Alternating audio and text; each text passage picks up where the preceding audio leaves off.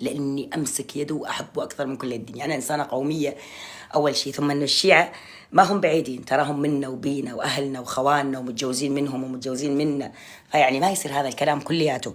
أنا لوم الشيعة ونقاتلهم بحبهم لآل البيت، والله لأني أحب آل البيت أكثر ما يحبون الدنيا كلها، والله العظيم. ما في إذا نريد أن نقاتلهم على محبتهم لآل البيت أو كل ما ذكرنا آل البيت نخص، والله يعني هنيئا لهم من هذه الدرجة اللي صاروا يذكرون آل البيت، يعني شيء إنه أول ما واحد يذكر البيت يقول والله شيعي، فهذه والله هذه حسنة للشيعة تعتبر. كل إنسان بهذه الحياة إخواني وخواتي له مذهبه وله معتقده اللي متمسك فيه واللي عايش فيه، لكن يعني دائما إحنا كمسلمين لازم دائما نقرأ ونتقارب فيما بعض، يعني فيما بيننا، لأنه في كثير ناس دائما يحيطون بالأمة العربية يريدون فيها الكسر.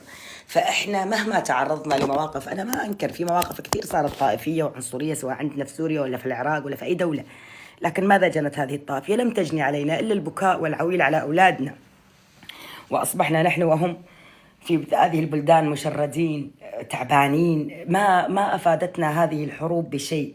وسبحان الله يعني رب العالمين سبحانه وتعالى لم يجعل منا أحدا يعني ينوب عن اسمه ويحاسب خلق الله في اسمه. حسابنا وحساب الشيعة وحساب السنة وحساب الصوفي كله عند رب العالمين. لا أحد فينا يقدر يستفتي على الله شيء. منو بيكم يتجرأ إنه يستفتي على الله شيء؟ يستفتي يضع يعني يحكم على إنسان ويدخل النار. هل بيكم حدا بالدنيا يتجرأ إنه يستفتي ويدخل إنسان النار؟ والله ما ندخل هذه الجنة إلا برحمة رب العالمين.